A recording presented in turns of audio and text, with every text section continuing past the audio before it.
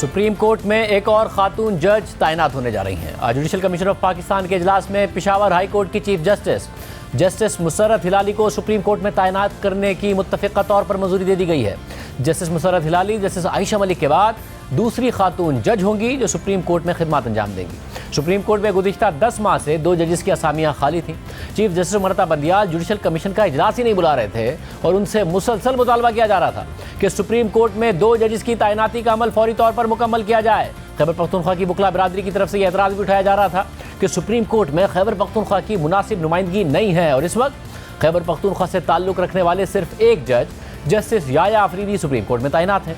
इसी तरह Sindh high court के चीफ जस्टिस को मुसलसल नज़रअंदाज किए जाने पर सिंध की बुकला बिरादरी एतराज़ उठा रही थी। फिर खुद सुप्रीम कोर्ट के सीनियर तरीन जज जस्टिस काजी फाइज ईसा ने भी जुडिशल कमीशन के अराकीन को बाकायदा खत लिखकर इस मामले की निशानदेही की थी।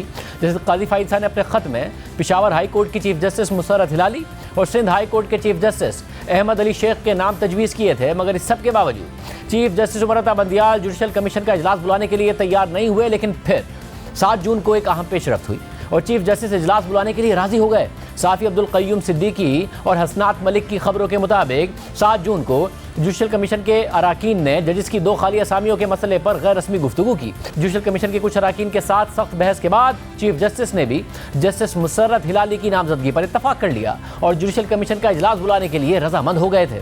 मगर इसके बाद खबरें सामने आईं कि चीफ जस्टिस की जानिब से पेशावर हाई कोर्ट के 2 साबिक चीफ जस्टिस जस्टिस कैसर रशीद और जस्टिस रूहुल अमीन के नाम भी सुप्रीम कोर्ट में तैनाती के लिए तजवीज़ किए गए और ये दोनों जजेस पेशावर हाई कोर्ट से रिटायर हो चुके हैं। बहरहाल आज जब इजलास हुआ तो जस्टिस मुसर्रत हिलाली के नाम पर जुडिशल कमीशन के किसी भी रुकन ने एतराज़ नहीं किया और मुत्तफ़िक़ा तौर पर उनकी तैनाती की मंजूरी दे दी गई। और अब यह मामला पार्लियामेंट की जजेस की तैनाती से मुताल्लिक कमेटी में जाएगा, जहां से हतमी मंजूरी मिलने के बाद justice Musarrat Hilali supreme court की जज के तौर पर बाकायदा हल्फ उठाएंगी। पूरी सूरत पर बात करेंगे सुप्रीम कोर्ट को कवर करने वाले सीनियर सहाफ़ी हसनात मलिक साहब हमारे साथ। हसनात मलिक साहब बहुत शुक्रिया।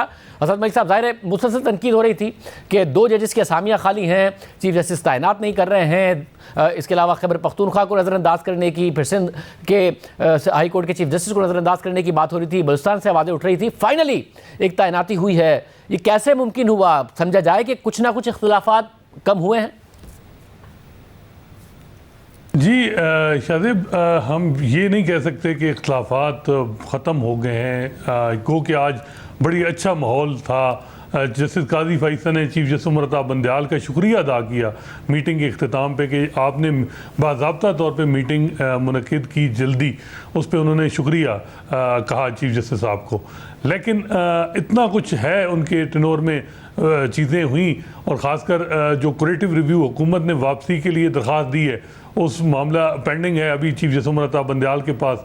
इसके अलावा और बहुत सी चीज़ें हैं, तो ये आप नहीं कह सकते कि अब इख्तिलाफात ख़त्म हो गए हैं। लेकिन ये है कि ये अपॉइंटमेंट, इस अपॉइंटमेंट जस्टिस मुसर्रत हिलाली की सुप्रीम कोर्ट में, इस हवाले से कोई आज से 3 महीने पहले कोई यकीन नहीं कर रहा था कि उनको सुप्रीम कोर्ट लाया जाएगा। चीफ जस्टिस साहब के पास बड़ा टाइम था मार्च से पहले, लेकिन उन्होंने मीटिंग नहीं बुलाई क्योंकि जुडिशल कमीशन में उनके पास मेजॉरिटी नहीं है इस वक्त। अगर आप देखें तो 9 में से 1 टोटल उनका वोट है उनके पास, जस्टिस एजाजुल एहसन का। मेजॉरिटी जो वोट है वो अब उनके साथ नहीं है। जिस तरह वो माजी में जूनियर जजेस की अपॉइंटमेंट में हम देखते हैं कि चीफ जस्टिस को सपोर्ट रही है मेजॉरिटी की, अब नहीं है।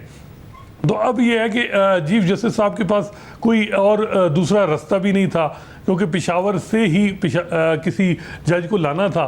तो अब जस्टिस मुसर्रत हिलाली जो हैं वो उसके साथ उन्होंने 2 रिटायर्ड जजेस जो जस्टिस कैसर रशीद और जस्टिस रूहुल अमीन, उनका डेटा भी जुडिशल कमीशन के मेम्बरान को भेजा। लेकिन बताया जाता है कि वहाँ जुडिशल कमीशन के मेम्बरान ने ये बात की कि अगर हम रिटायर्ड जजेस को सुप्रीम कोर्ट में कंसिडर करना शुरू करेंगे तो फिर ये अनएंडिंग होगा, हमें सर्विंग जजेस का दिखना है। तो फिर चीफ जस्टिस साहब की तरफ से ख़ुद ही नाम पहले रिकमेंड भी था जस्टिस मुसर्रत हिलाली का, उससे पहले जस्टिस काजी फैसल ने उनको सजेस्ट किया था, तो ये यूनानिमस हो गया। लेकिन जो मामला है सिंध से अब कौन जज आएंगे, उस हवाले से अभी तक कंसेंसस नहीं हो रहा।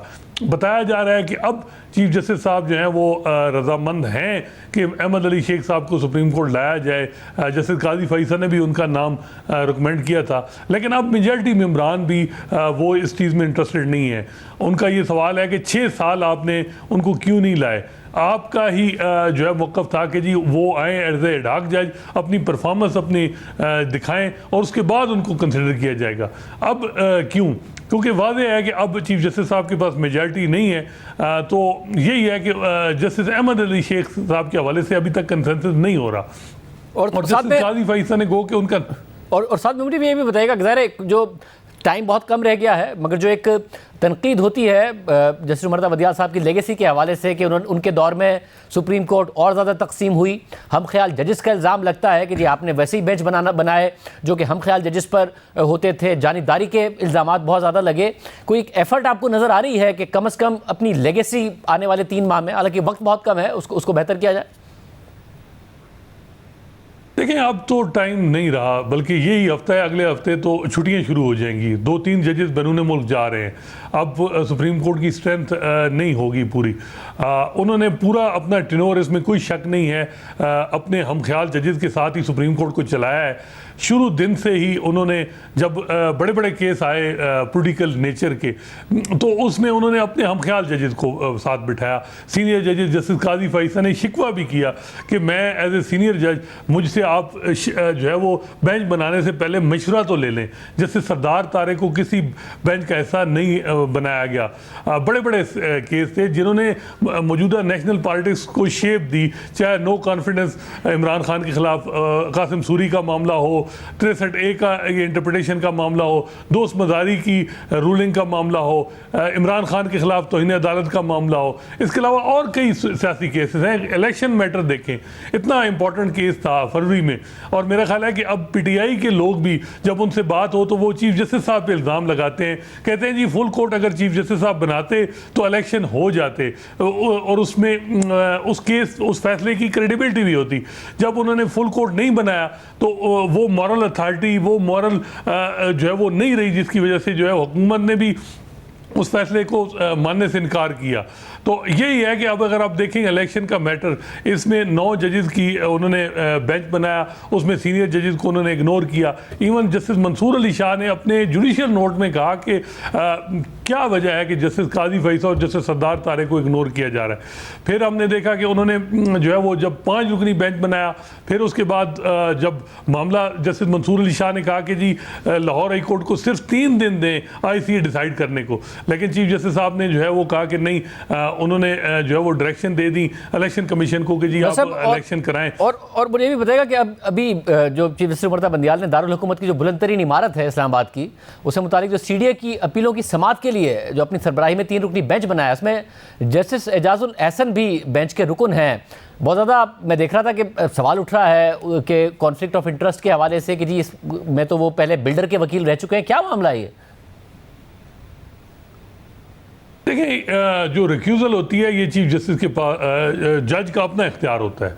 मे भी जस्टिस एजाजुल एहसन जो है वो रिक्यूज़ कर जाएं। माजी में भी इस किस्म का मैटर आया है। अब ये केस लगा है, देखें जब ये क्योंकि अमूमन इस किस्म के जो केसेस हैं, हमने देखा है कि 90% केसेस में जस्टिस एजाजुल एहसन बेंच का हिस्सा रहे हैं। मे भी वो खुद ही रिक्यूज़ कर जाएं। सवालात तो उठेंगे, अभी कबल अज़ वक्त है इस बात का कि जी वो क्या करते हैं। लेकिन ये हमने देखा है कि वो केसेस जो चीफ जस्टिस साकिब निसार ने अपने दौर में शुरू किए या जस्टिस गुलजार अहमद ने किए, उनको अब वाइंड अप किया जा रहा है। और बज़ाहिर ये लग रहा है कि जस्टिस काजी फैसल से की अपॉइंटमेंट से पहले इन केसेस को ख़त्म कर दिया जाएगा। गो कि वो कह रहे हैं कि जी नया कानून आ गया है, लेकिन लग ये रहा है कि जो post Panama jurisprudence supreme court में वाल हुई सियासी केसेस में, उसको अब शदीद ख़तरात लाक हैं सितंबर के बाद, क्योंकि जस्टिस काजी फैसल और उनके साथ जो जजेस हमने देखा कि जो 6-7 और जजेस हैं, उनका पॉइंट ऑफ व्यू सियासी केसेस में बिल्कुल डिफरेंट है। बहुत से जजेस का ये है कि 184(3) का इस्तेमाल हमें बहुत रिस्ट्रेन करना चाहिए, हमें एग्जीक्यूटिव के मामलात में इंटरफेयर नहीं करना चाहिए, और फोरम अगर हैं तो हमें भी डायरेक्टली इन्वॉल्व नहीं होना चाहिए। तो लग ये रहा है कि जो है वो सुप्रीम कोर्ट में सितंबर के बाद बहुत सी तब्दीलियाँ आएंगी, और जो है वो स्ट्रक्चर रिफॉर्म की तरफ जो जस्टिस काजी फैसल ने बार बार अपना जिक्र किया कि सुप्रीम कोर्ट में चीफ जस्टिस के इख्तियारात को रेगुलेट करना है, तो वो होंगी। क्योंकि अब उन्होंने खुद इस चीज़ की कहा है, अगर वो नहीं करेंगे तो उन पर भी तनकीद का निशाना बनाया जाएगा।